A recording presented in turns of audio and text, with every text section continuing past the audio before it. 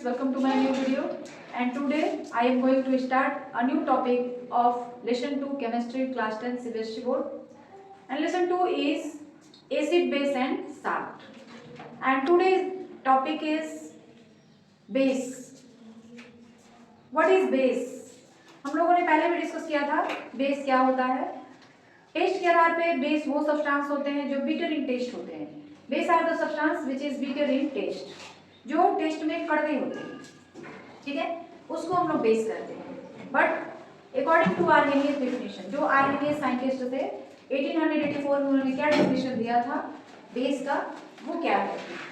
Arrhenius definition of base, जो scientist Arrhenius थे उनके हिसाब से बेस क्या होते हैं, उनके हिसाब से उन्होंने एसिड का भी डेफिनेशन दिया था। Acids are the substance which gives hydrogen ion when dissolve in water. उसी तरीके से उन्होंने बेस को भी डिफाइन किया था। A base is a substance which gives hydroxide ion. Hydroxide ion मतलब OH और उस पे माइनस चार्ज होता है, ठीक है, which gives hydroxide ion when dissolve in water in the solution. जब हम लोग किसी भी सब्सटेंस को वाटर में डिसॉल्व करते हैं और वो हाइड्रोक्साइड आयन प्रोड्यूस करता है सॉल्यूशन में, तो वैसे सब्सटेंस को हम लोग बेस कहते हैं। क्लियर है? For example NaOH, KOH, BaOH का होल ट्वाइस। मतलब ये आप ये कह सकते हो कि जिस सब्सटेंस में आपको OH दिखे वो सब्सटेंस क्या हो गया? बेस हो गया। क्लियर है? और जिस सब्सटेंस में हाइड्रोजन दिखे दैट इज एसिड। इतनी बात समझ आ गई आपको? बेस क्या है? अगर टेस्ट के आधार पर डिफाइन करें तो उसका टेस्ट जो होता है क्या होता है? कड़वा होता है। According to Arrhenius principle, base is a substance which gives hydroxide ion when dissolved in water. Clear होगी बात? उसके बाद general properties of the base. इसको कहा जाए तो ये सारे के सारे जो हैं यहाँ तक 6 नंबर तक ये सारे physical properties आप कह सकते हैं। ये जितनी भी properties हैं physical properties हैं। जब हम लोग reaction उसमें कोई लिख देते हैं तो वो फिर chemical properties बन जाता है, ठीक है? तो यहाँ तक हमने 6 तक कोई रिएक्शन नहीं लिखा हुआ है, तो ये सारे जो हैं फिजिकल प्रॉपर्टीज माने जाएंगे। अगर आपसे पूछा जाए what is the physical properties of base, तो ये सारे प्रॉपर्टीज आप लिख सकते हैं, ठीक है। पहला क्या है? Beater test. जो बेस होते हैं उनका टेस्ट कैसा होता है? बीटर होता है। Base are bitter in taste. Clear है? दूसरा स्लिपरी टच। जितने भी बेस होते हैं ना साबुन की तरह होते हैं, स्लिपरी टच होते हैं, मतलब उनको आप टच करोगे तो हाथ जो होता है फिसलने लगता है, ठीक है। Third one is action on litmus paper. जितने भी बेस होते हैं वो रेड लिटमस पेपर को ब्लू कर देते हैं। जब पेपर को थोड़ा सा भिगा करके पानी से और उस बेस में डाला जाएगा तो जो रेड लिटमस पेपर होंगे उनका कलर क्या हो जाएगा? ब्लू हो जाएगा। और ब्लू कलर ब्लू ही रहेगा, उसका कोई कलर चेंज नहीं होगा। क्लियर है? तो जो बेस होते हैं उनकी खासियत ये होती है कि वो रेड लिटमस पेपर को ब्लू बना देते हैं। Clear? Fourth, action on phenolphthalein. Phenolphthalein जो है यह एक इंडिकेटर है, इट इज एन इंडिकेटर, और ये कलरलेस होता है। एसिड में भी कलरलेस होता है, न्यूट्रल सॉल्यूशन में भी कलरलेस होता है, इसका कोई कलर नहीं होता है। लेकिन जैसे ही उसको हम लोग किसी बेस में डालते हैं तो उसका कलर जो होता है क्या हो जाता है? पिंक हो जाता है, ठीक है। देखिए action on phenolphthalein, they turn phenolphthalein solution pink. Phenolphthalein का जो सॉल्यूशन होता है वो कलरलेस होता है। जब उसमें हम लोग बेस डाल देते हैं तो फिनोफ्थलीन का जो कलर हो जाता है चेंज हो जाता है, और वो किस कलर का जाता है? पिंक कलर का हो जाता है। क्लियर हो गई इतनी बात? Fifth, coercive nature. It means they produce burning sensation on the skin. जिस तरह से एसिड जो थे जब आपके स्किन पे पड़ते हैं तो जलने की तरह महसूस होता है, उसी तरीके से जो बेस होते हैं वो भी अगर आप उनका जो सॉल्यूशन होता है अगर आपके स्किन पे पड़ जाए तो आपका स्किन जो होता है उस पर छाले पड़ जाते हैं। जिस तरह से जलने के बाद छाले पड़ते हैं ना, उसी तरह से जब आपके शरीर पे बेस का सॉल्यूशन पड़ जाएगा तो उस पर भी जलने की तरह छाले पड़ जाते हैं। तो वही लिखा गया है, they produce burning sensation on the skin. Clear? Sixth one is conduction of electricity. The solution of base in water conduct electricity. जितने भी एसिड्स होते हैं एंड जितने भी बेस होते हैं उनका जो एक्वस सॉल्यूशन होता है, एक्वस सॉल्यूशन का मतलब वाटर में डिसॉल्व करके जो सॉल्यूशन बनता है वो इलेक्ट्रिसिटी के कंडक्टर होते हैं, बेस के भी और एसिड्स के भी। क्लियर है? Now reaction with acids. अब यहाँ से अगर आप रिएक्शन लिखते हैं, यहाँ पे रिएक्शन आपको लिखना पड़ेगा एग्जाम्पल में, तो यहाँ से जो हो रहा है वो आपका केमिकल प्रॉपर्टी शुरू हो जाएगा। यहाँ तक आपने एक भी रिएक्शन नहीं लिखा है तो ये सारे फिजिकल प्रॉपर्टीज हैं, ठीक है। रिएक्शन विद एसिड, जितने भी बेस होते हैं जब किसी एसिड के साथ रिएक्ट करते हैं तो साल्ट एंड वाटर का फॉर्मेशन करते हैं, और इस रिएक्शन को हम लोग न्यूट्रलाइजेशन रिएक्शन कहते हैं, ठीक है। फॉर एग्जाम्पल देखिए base react with acid to form salt and water. एक हम लोग साल्ट ले लेंगे, तो साल्ट जो है BaOH, सॉरी BaOH, NaOH, जिसका नाम है सोडियम हाइड्रोक्साइड। इसका एक और भी नाम है कास्टिक सोडा। ठीक है, इसको हम लोग कास्टिक सोडा भी कहते हैं या फिर सोडियम हाइड्रोक्साइड भी कहते हैं। ये एक स्ट्रॉन्ग बेस है। ठीक है, जब ये किसी एसिड के साथ रिएक्ट करता है, मान लीजिए H2SO4 सल्फ्यूरिक एसिड, जब इसके साथ रिएक्ट करता है तो एक साल्ट बनता है, that is Na2SO4 plus water. तो ये पूरा रिएक्शन जो है ना, यह एक न्यूट्रलाइजेशन रिएक्शन है, और यह जो है बेस है, this is acid, this is salt and this is water. अब आप देख लीजिए कि ये जो केमिकल रिएक्शन आपने लिखा हुआ है ये बैलेंस नहीं है। अगर बैलेंस नहीं है, अगर आप ऐसा लिखकर छोड़ देते हैं तो फिर ये आपका रॉन्ग हो जाएगा। कोई भी केमिकल रिएक्शन लिखिए, सबसे पहले चेक कर लीजिए कि वो बैलेंस है या नहीं है। अगर नहीं है तो फिर उसको आप बैलेंस करिए। ठीक है, देखते हैं। Na यहाँ पे 1 है, यहाँ पे Na की संख्या कितनी हो गई है? 2। रिएक्टेंट में Na की संख्या 1 है बट प्रोडक्ट में 2 हो गई है। इट मींस ये जो केमिकल रिएक्शन आपने लिखा है दिस इज नॉट बैलेंस, इसको आपको बैलेंस करना पड़ेगा। तो इसके लिए क्या करना पड़ेगा? यहाँ पे सोडियम की संख्या 2 है, इधर सोडियम की संख्या 1 है, तो हम लोग यहाँ 2 लगा देंगे।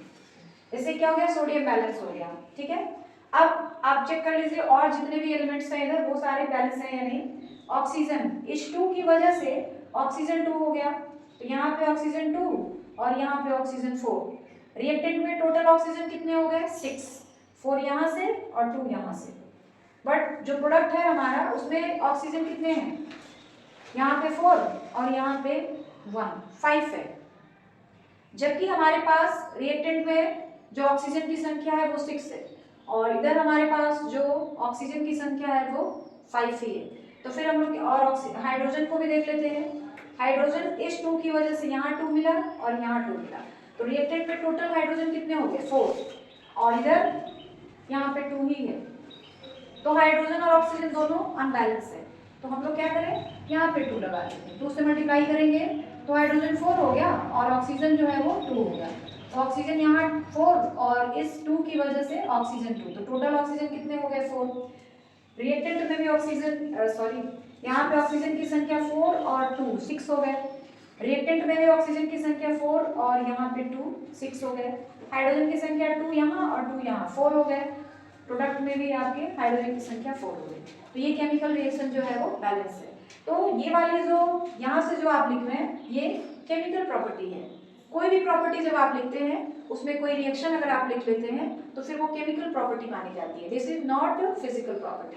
ये जितने भी हैं 1 to 6 जितनी भी प्रॉपर्टीज आपने लिखी है वो सारे फिजिकल प्रॉपर्टीज हैं, but this is chemical property. ठीक है, प्रॉपर्टीज अभी और भी हैं, हम लोग आगे बढ़ेंगे, बट पहले ये देख लीजिए आपको इतनी सारी बातें उसमें यहाँ पे बताई गई है, सारी बातें क्लियर है, कोई कंफ्यूजन नहीं है। आगे बढ़ा जाए अब। Okay, now the next chemical property of base is reaction with metals. जो बेस होते हैं वो मेटल्स के साथ किस तरह से रिएक्शन करते हैं। Some reactive metals like zinc and aluminium, सारे एलिमेंट नहीं, सारे मेटल्स नहीं, कुछ रिएक्टिव मेटल्स होते हैं, जैसे यहाँ पे 2 के नाम भी दिए गए हैं, zinc and aluminium. React with base form salt and water. कुछ ऐसे मेटल्स होते हैं जो रिएक्टिव मेटल्स होते हैं, जिंक एंड एल्युमिनियम, जो कि बेस के साथ रिएक्ट करते हैं, साल्ट एंड वाटर का फॉर्मेशन करते हैं। ठीक है, तो एक हम लोग यहाँ पे रिएक्शन लिखेंगे। देखिए, reaction with metal, some reactive metals, जैसे हम लोग चाहे जिंक ले चाहे एल्युमिनियम ले, तो हम लोग जिंक के साथ लिखते हैं। ठीक है, Zn प्लस एक बेस लेना है, तो बेस हमने लिया NaOH। ये मेटल हो गया, ये जिंक हो गया। जब ये दोनों आपस में रिएक्ट करते हैं तो क्या बनता है? Na2SO सॉरी Na2 नहीं, Na2ZnO2 प्लस H2। इसका नाम है सोडियम जिंकेट। ये जो है ना, इसका नाम है sodium zincate, sodium zincate. This is called sodium zincate. और यह जो है एक साल्ट है, दिस इज अ साल्ट। अब आपको ये चेक करना है कि ये जो भी केमिकल रिएक्शन लिखा गया है ये बैलेंस है या नहीं। अगर नहीं है तो फिर आपको बैलेंस करना पड़ेगा, ठीक है। तो देखते हैं यहाँ पे जो प्रोडक्ट बना है हमारे पास उसमें जो सोडियम की संख्या है वो कितनी है, 2 है, और रिएक्टेंट में सोडियम की संख्या 1 है। तो इसको बैलेंस करने के लिए क्या करना पड़ेगा, यहाँ पे हमको 2 लगाना पड़ेगा, ठीक है। Zn1 सोडियम की संख्या 2 है तो यहाँ भी सोडियम की संख्या 2 है। इस 2 की वजह से ऑक्सीजन भी 2 हो गया तो यहाँ ऑक्सीजन 2। इस 2 की वजह से हाइड्रोजन भी 2 हो गया तो यहाँ हाइड्रोजन। अब ये जो केमिकल रिएक्शन है बिल्कुल जो है बैलेंस है। तो हम लोग ये कह सकते हैं, इसी तरह से एल्युमिनियम का भी आप लिख सकते हैं। Clear? Now next reaction with non metal oxide like, देखिए ये जितने भी ऑक्साइड लिखे गए हैं सारे के सारे नॉन मेटल ऑक्साइड्स हैं। जितने भी मेटल के ऑक्साइड होते हैं वो सारे बेसिक इन नेचर होते हैं, मतलब बेस की तरह बिहेवियर, उनका बेस की तरह नेचर होता है। और जो नॉन मेटल के ऑक्साइड्स होते हैं वो एसिड की तरह काम करते हैं, एसिड का नेचर पाया जाता है। ये जितने भी ऑक्साइड लिखे गए हैं, carbon dioxide, sulphur dioxide, sulphur trioxide, phosphorus pentoxide, ये जो है सारे नॉन मेटल के ऑक्साइड हैं और ये सारे एसिडिक होंगे। लेकिन जो मेटल के ऑक्साइड होते हैं लाइक ZnO, CaO, CuO, ये सारे मेटल के ऑक्साइड्स हैं और ये सारे बेसिक नेचर के होंगे। Metal oxides are basic in nature, non metal oxides are acidic in nature. Non metal के जो ऑक्साइड्स होते हैं वो नेचर से एसिडिक होते हैं और मेटल के जो ऑक्साइड्स होते हैं वो नेचर से बेसिक होते हैं। इतनी बात समझ आ गई आपको? अब देखिए reaction with non metal oxide like CO2, SO2, SO3, P2O5, ये जितने भी दिए गए हैं नॉन मेटल के ऑक्साइड्स हैं, to form salt and water. यहाँ पे हमको रिएक्शन लिखना है। देखिए बेस हम लोग लिखते हैं एक CaOH का होल ट्वाइस, यह भी एक बेस है। क्यों? कैल्शियम हाइड्रोक्साइड, जहाँ पे OH हो गया, यहाँ पे OH है ना, सो दिस इज बेस। और इसका रिएक्शन हम करवा दे रहे हैं CO2 के साथ, क्योंकि CO2 क्या है, नॉन मेटल का ऑक्साइड है। कार्बन जो है खुद एक नॉन मेटल है, उसका जब ऑक्साइड बनता है तो नॉन मेटल का ऑक्साइड। क्लियर? अब ये बनेगा CaCO3 plus H2O.